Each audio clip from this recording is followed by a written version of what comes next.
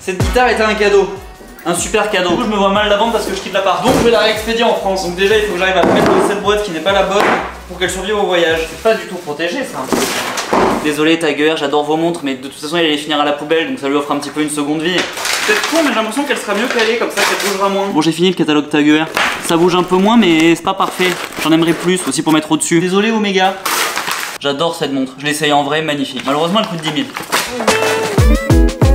Non, ça bouge pas. Je vais remettre un petit coup de scotch. Là, je viens juste de finir de mettre du scotch. Je me suis dit que c'était bien, qu'on voyait bien que c'était fragile, tout ça, mais je viens juste d'avoir une super idée. Mettre un AirTag pour pouvoir la suivre. Donc, je crois que je vais malheureusement être obligé de refaire un petit trou dedans pour y insérer un AirTag. La vérité, ça me fait mal au cœur un peu. Voilà, franchement, truc de traçage, rembourrage, scotch fragile au max. C'est bon, on peut aller à la poste.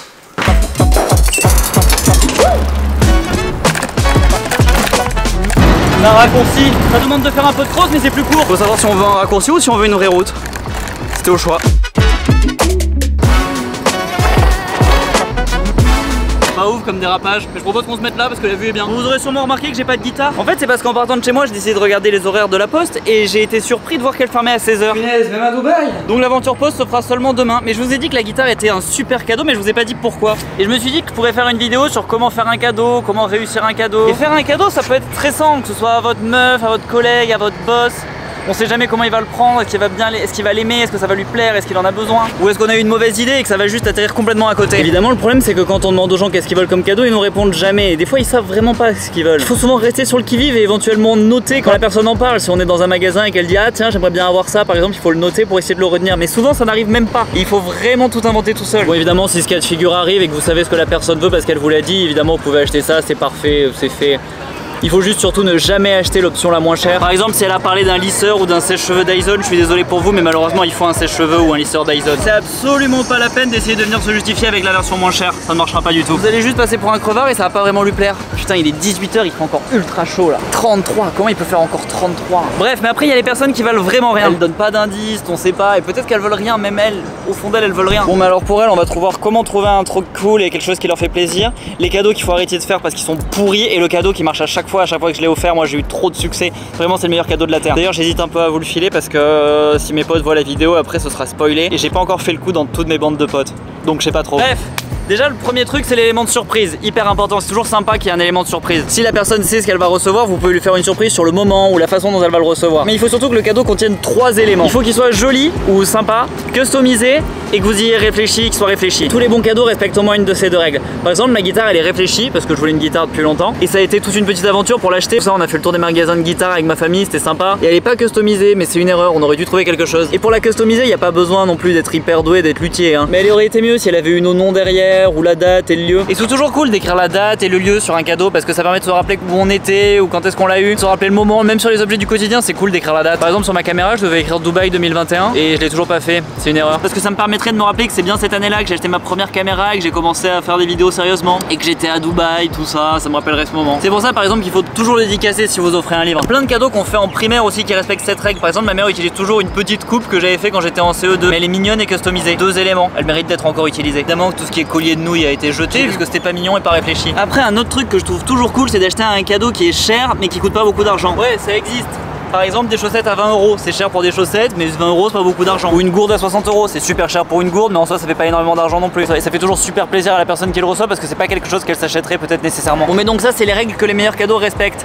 Mais ça dit toujours pas quoi acheter si vraiment on n'a pas d'idée. Bon du coup si la personne nous dit vraiment rien, la première solution facile c'est de lui offrir quelque chose en rapport avec son hobby. Par exemple si elle aime courir on peut lui offrir une chouette paire de chaussettes de running ou même juste un mug si elle boit du thé parce que ça peut être quelque chose de plutôt cher et qu'elle s'achète pas parce qu'elle en a pas envie et qu'elle a pas envie de dépenser 20 balles dans un chouette mug. Et ça je trouve que ça marche encore mieux avec les trucs qui se consomment comme une belle bouteille d'huile d'olive par exemple.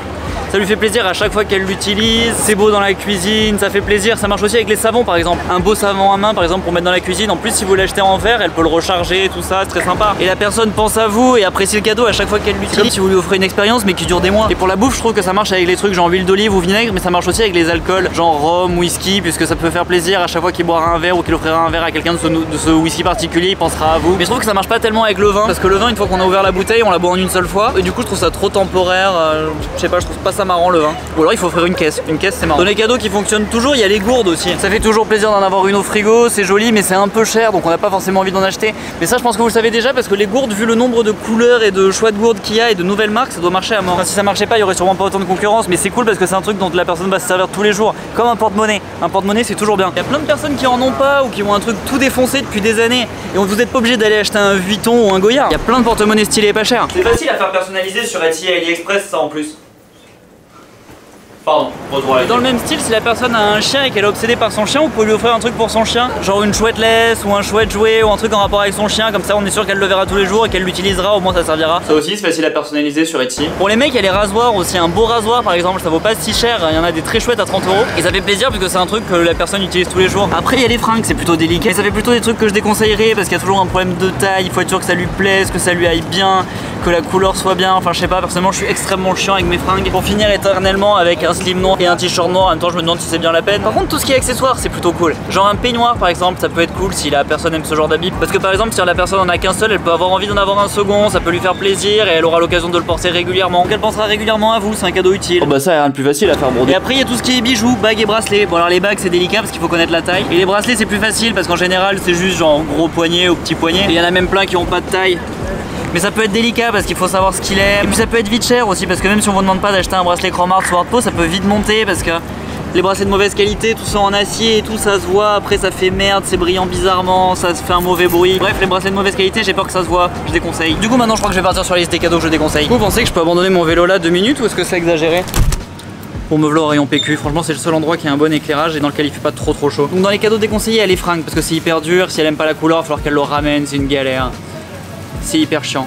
En second, il y a tout ce qui est abonnement, genre abonnement à un magazine, à la salle de sport ou même Spotify, Netflix. Parce que ça va être cool la première année, mais à la fin de la première année, une fois que l'abonnement sera terminé, ça va être comme si on lui retirait quelque chose à la personne. Et elle va se sentir obligée de se le payer elle-même pour le garder, ou alors vous allez lui re-offrir ça, mais bon, c'est moins cool la deuxième fois, parce que c'est comme si vous lui faisiez pas de cadeau, qu'elle va s'être habituée à y aller régulièrement. Donc tous les abonnements, c'est nul parce que ça crée une dépendance. Dans le même style, dans les cadeaux nuls, il y a tous les gros cadeaux. C'est chiant et si on n'est pas sûr que la personne le veuille, ça va lui bloquer sa maison pour rien. Et la personne a peut-être pas envie de recevoir une machine à popcorn. Comme autre mauvais cadeau, il y a tout ce qui est carte cadeau. Mais ça, bon, c'est évident, c'est juste que ça montre vraiment qu'il n'y a eu aucun effort de fait. C'est comme donner du cash, alors ok, ça peut être pas mal si vous connaissez pas du tout la personne, on veut toujours là. Mais si c'est pas un cadeau d'entreprise, ça manque grave de personnalité. Et enfin, il y a mon meilleur cadeau, le cadeau que je préfère. Et je vous cache pas que ça me fait presque chier de vous le donner parce qu'il y a des potes à qui je l'ai pas encore offert et où je voulais leur faire le coup. Mais bon, bref, du coup, s'ils voient cette vidéo, je leur ferai pas ce cadeau puisque je me le serais grillé. Mais c'est de leur offrir le Playboy de leur mois de naissance. Vous pouvez le mettre dans un cadre et ça marche à tous les coups. À chaque fois que je l'ai fait, ça fait trop plaisir à la personne qui le reçoit. Et tout le monde le regarde, c'est l'attraction de la soirée. En plus, sur eBay, ils sont à peu près tous dispo à un bon prix.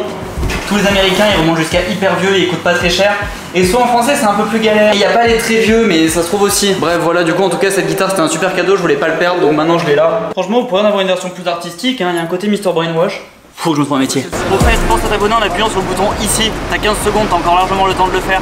Tu peux aussi regarder cette vidéo qui est ma vidéo préférée. Normalement elle se passe dans le désert, mais si c'est plus ça, c'est-à-dire que la nouvelle est encore mieux. Donc vraiment tu devrais la regarder. Celle-là, ça devrait être ta préférée d'après YouTube. Et là tu peux te laisser porter et toutes les regarder d'un coup. Comme ça permet de toutes les regarder d'un coup sans se poser de questions, c'est vraiment pratique.